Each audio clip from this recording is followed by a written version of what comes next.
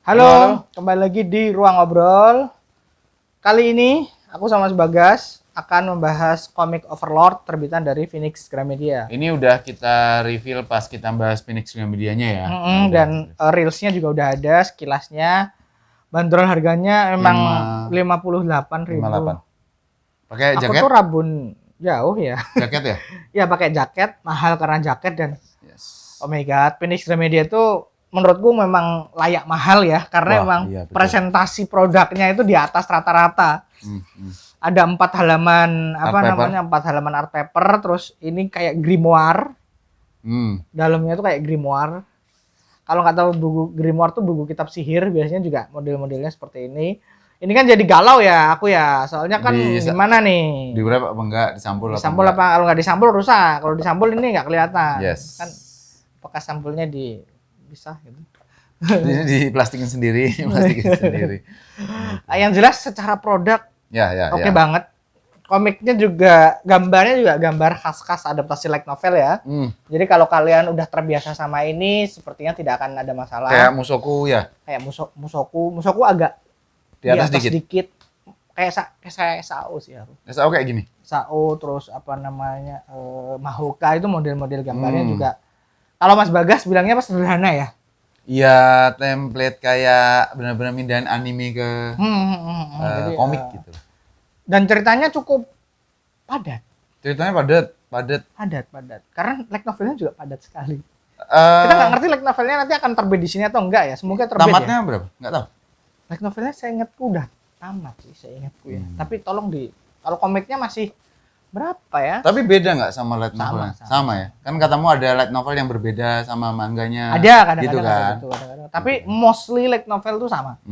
Mostly light novel tuh sama.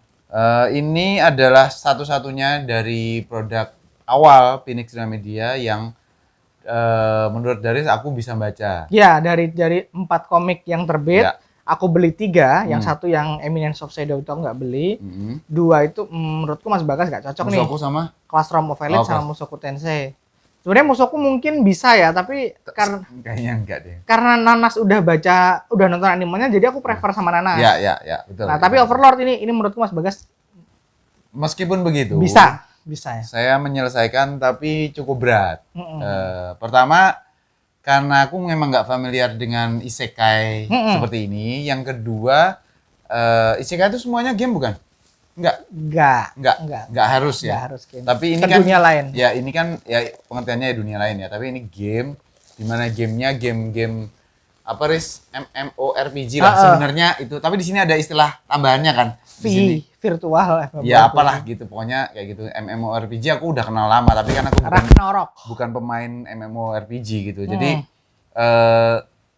masuk ke dalam dunianya, terus kemudian sistem-sistemnya seperti apa aku nggak familiar, tapi premisnya aku seneng bahwa tokoh utamanya tuh ibaratnya penjahat paling berkuasa lah. Ibaratnya penjahat paling berkuasa, dan si orang dari dunia nyatanya ini masuknya ke karakter ini, ke tubuhnya karakter ini. Jadi kalau kita berpikir secara logika, kayaknya karakter ini bisa ngapa-ngapain deh di dunia ini gitu. Jadi ini ceritanya ngapain orang dia bisa ngapa-ngapain gitu sebenarnya. Itu adalah penilaianku ketika cuma nonton 1 season. Oh ya, oke. Nah, setelah season 2 ternyata sebagaimana Slime Tensei, kapan-kapan kita bahas ya.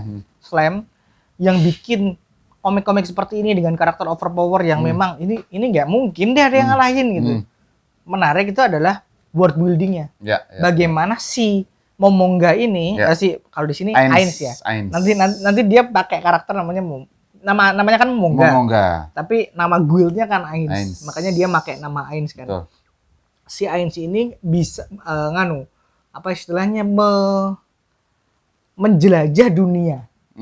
Dia akan pakai persona manusia yang lemah untuk menjelajah dunia, untuk dia mencari teman-temannya kan? Dia mencari teman-temannya. Dia punya gamer lain ya. Punya clear goal lah, clear goal. Dan itu kita ngebuka satu persatu kerajaannya, itu yang menarik.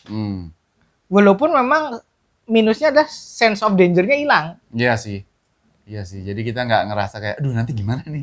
Cuman kita ngerasa, duh ini habis ini kayak gimana ya dunianya ya. Yang dibangun adalah keingintahuannya bahwa dia itu meskipun kuat banget, overpower gitu, tapi berhasil nggak ya dia buka ini itu untuk berhasil teman-temannya gitu. Kemudian setelah makin lama lebih kemudian berhasil nggak ya dia menguasai dunia itu sebagai entitas dalam tanda kutip Tuhannya itu. Kan dia kan di sini mau nyoba apa Riz, lockout mau nggak bisa.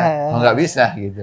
Jadi, tapi aku termasuk yang males juga ketika premisnya cuman ini kuat banget nih gimana caranya bahasa seru gitu, tapi setelah season 2 season 3 itu anjir seru ya. Aku keberatannya teman-teman justru secara teknik penceritaannya, maksudnya storytellingnya atau deliverynya tuh mungkin karena memang ini base-nya apa dari light novel, dijadikan komik itu deadline atau porsi panelingnya kan terbatas, sehingga kadang-kadang tuh atau cukup sering di sini ditemui antara paneling satu sama paneling lain tuh bisa nggak nyambung gitu, maksudnya gerakannya tahu-tahu si Ain sudah terbang, terus tahu-tahu siapa yang berkacamata itu udah jadi semi demon gitu-gitu tuh, jadi nggak ada transisi yang kayak oh ini gimana? Terutama gitu. Sudut pandangnya Mas Bagas kan komikus ya. Betul. Jadi ada sudut pandang itu. Aku lebih bisa apa ya toleran. Tapi apakah adaptasi gitu. memang seperti itu memang ya? Rata-rata begitu. Jadi memang ya udah teman-teman yang baca isekai manga emang udah paham berarti. Memang begitu. Apakah itu benar atau enggak? Kayaknya selera. Kayaknya soal selera. Soalnya teknik itu kan juga macam-macam kan. Teknik itu kan macam-macam. Kalau terbiasa membaca shonen yang fluid sekali adegan-adegannya, aku paham kenapa mengepalkan tangan aja ada panel sendiri. Kenapa kok overwhelmed gitu? Karena beda. Karena adaptasi light novel itu narasinya banyak. Betul. Jadi ketika diadaptasi kalau benar-benar mau diterjemahkan dengan bisa ratusan Mas volumenya Mas. Betul. Jadi emang constraint-nya ada di durasi.